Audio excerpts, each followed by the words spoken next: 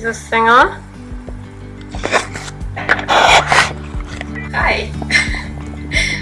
I got myself a GoPro just because I thought it would be fun. This tutorial is about how I organise my studio, and at the moment it isn't very organised, as you can see. So I'm gonna take some time to organise it now. Okay.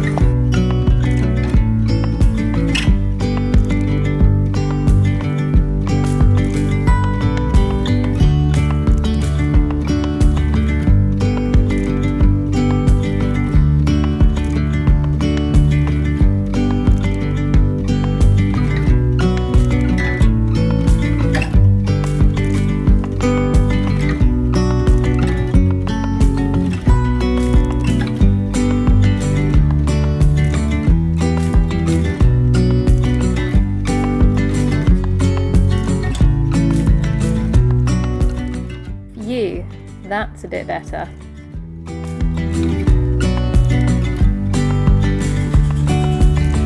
Hey guys! I hope you're doing really well. In this month's tutorial, I'm going to show you how I organise my studio. As Pottery Club members, you get exclusive access to behind the scenes and see how I make the most of my pottery space. Now, I'm a bit greedy because I actually have 3 sheds. I have my main studio, which is this one, where I throw all my work and trim it and let it dry out. I also do my packing in here, any admin and writing on my laptop in here. I also do my glazing in here. But I also have a kiln shed where I keep my 2 kilns and all my glazes. And I have a 3rd little shed, which is where I keep all my stock and my packaging materials. Let me give you the tour. Come on, I'm going to show you.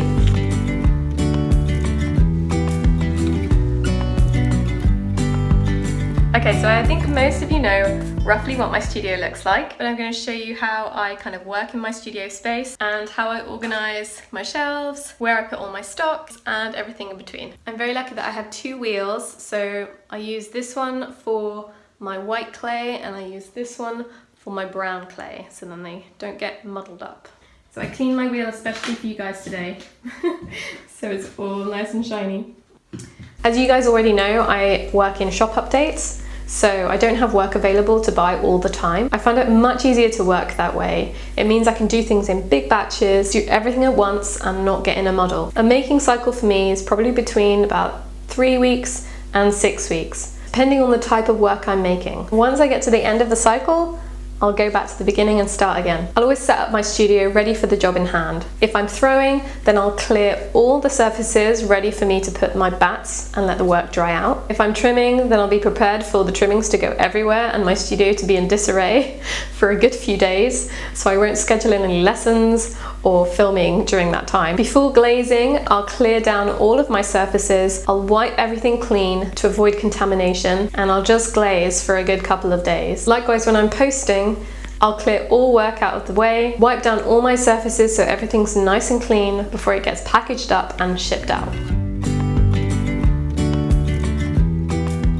So when I'm ready to throw, I will ball up my clay all in one go. I'll put the balls into one of my underbed storage boxes. I will drag one of these stools here, I'll drag it over here and I'll put it next to my wheel, and I'll put the underbed storage box on top with all my wedged, balled out clay ready to throw, and I will get it all done in one batch. Using my throwing bats, and I'll line them all up here so they can dry out together. I can fit 10 throwing bats on each of these shelves. I keep all of my bats down here, so my small ones that I use most regularly over this side, medium ones in the middle, and large ones over here. I also have spare wheel heads. This is from a cut wheel head system, which I can use for plaster bats, and then I've got a spare wheel head for my other cowley wheel, which is this one, which is not so clean. So these are plaster molds, and I use them for hand building plates, and actually they are really great for recycling clay. I pour the clay to slip into these here, and I let it dry out, and it becomes dry probably within a couple of days. I also have some more plaster bats and slump molds up here. This is my dehumidifier, and pretty much in the winter is on 24/7. It just helps to dry work out when it's really, really damp outside. Hi! Okay, so the mirror. Loads of people ask me why I have a mirror here, and it's not so that I can check my hair.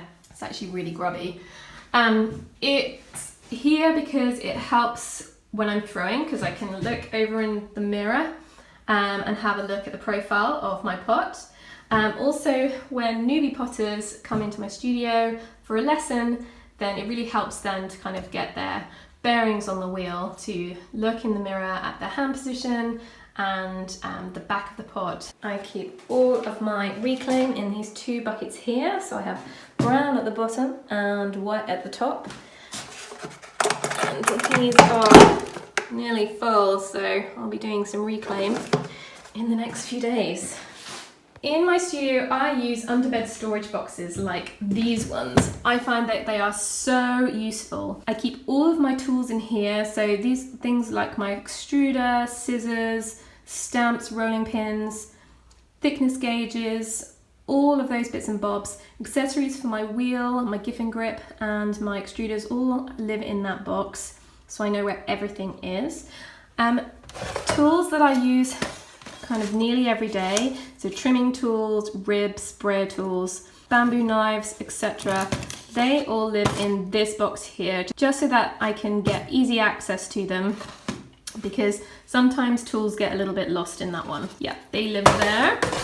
These are where I keep all my underbed storage boxes, so I have about 20 of these around the place. So I have half open bags of clay in the bottom one, and when I'm in the middle of a making cycle, normally I'll have them all stacked one on top of the other, going all the way up here. They'll have work that's ready to trim or that has been trimmed and is ready to put a handle on. Underbed storage boxes are such a great way of keeping your work leather hard when you're in between making.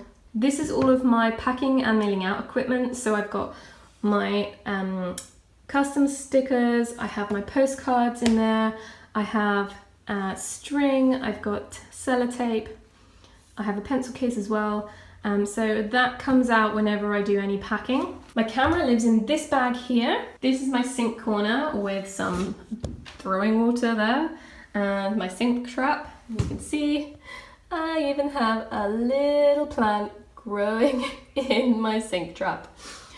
Yeah, I know that it needs emptying. So this is where I keep recycled clay. So this is clay that has been recycled, but it hasn't been wedged yet.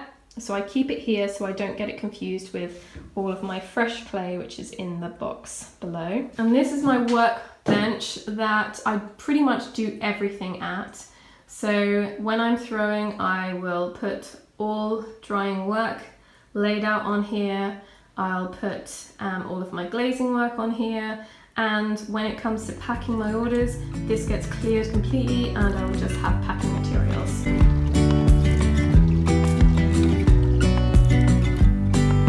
So in my studio, I'll work in rotation. I find working in batches much more efficient with space and time. I'll spend a week throwing, then I'll spend another few days trimming and putting handles on mugs. Whilst I'm waiting for work to dry or for my kilns to cool down, I make videos for you guys. I answer emails and do admin. I might take some photos, do some clay recycling, maybe make some test glazes and everything in between. I'll normally only fire my kiln about 3 to 4 times a month. I try and really fill it, make use of all the space, because I find that's much more economical. Now I'm going to show you my kiln shed.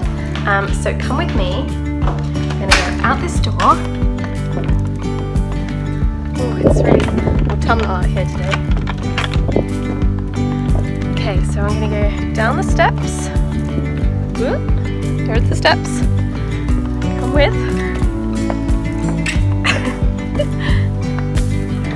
And this is my kiln shed. Let me show you inside. Okay, so my kilns are in here, and I cleaned this for you especially because it was looking a little bit messy yesterday. So both of my kilns are here. So this is my little 45 litre, and then I have this one which is 117 litres, which is just cooling from a bisque fire now. Yeah, so this is where I keep all of my glazes. So these are my glazes in the buckets here. I have some work that just came out of the kiln there, waiting to go into my storage. Just going to turn the light on so you can see. This is all of my glaze making equipment here. So this is all of my oxides and my colorants. I decanted a lot of materials into these smaller tubs for when I was doing glaze tests. I just found that it was much easier to handle rather than the bags. This is all the raw materials here that I use for glazing. I use these tubs for making tests from glazes. More raw materials here, and this is where I keep my hand blender and my drill mixer. More glazes down there. This is where I keep my kiln shelves next to my kiln. And over here is where I keep my parametric cones. This little guy here is a little kiln talisman.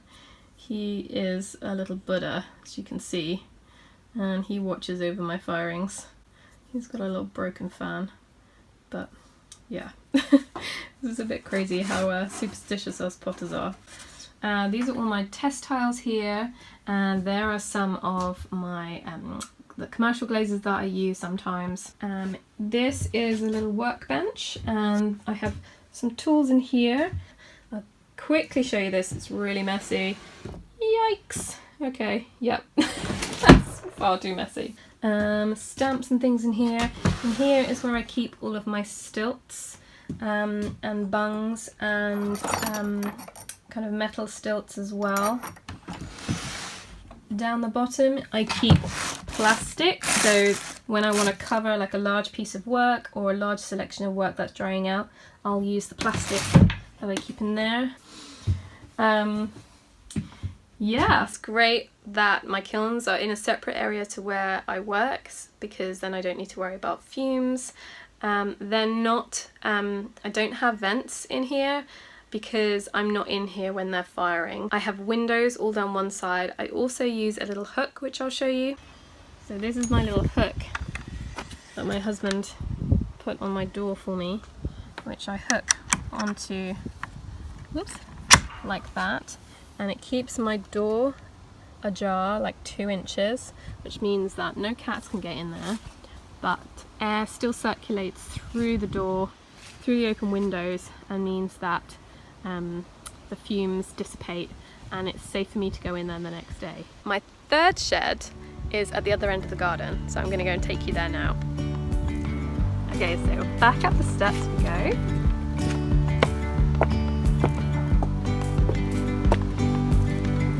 Things looking very autumnal in Somerset today. Thank goodness it stopped raining. This is our garden.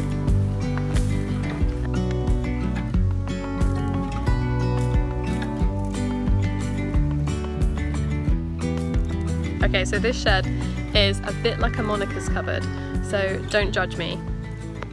And that's really the least interesting of the sheds. Oh my god. Okay, so this is where I keep all of my boxes, my mailing bags. My boxes are here. Fragile tape. This is camera equipment, filming equipment, tripods. Boxes that are donated to me by my neighbours and friends because they know I love a good strong box for shipping ceramics. In this corner I have stock. So this is all stock that is either seconds, hasn't been sold yet, is ready for my next drop update. I also keep my silicone lids in there. More boxes. I have some of the paper bubble wrap alternative that I use for all my custom orders. I also have some bubble wrap that I use for wholesale orders when I'm shipping a lot abroad, just because this stuff is far too heavy and it doesn't actually work out much more economical because it's so heavy. Okay, here is bags of stuffing. So this is like wood chip and recycled plastic air pockets and kind of foam inserts, things that I save from packages and I reuse and send my pottery out with it. Here I have all of my boxes which are ordered by shape and size. And then I have a tumble dryer which shares this space.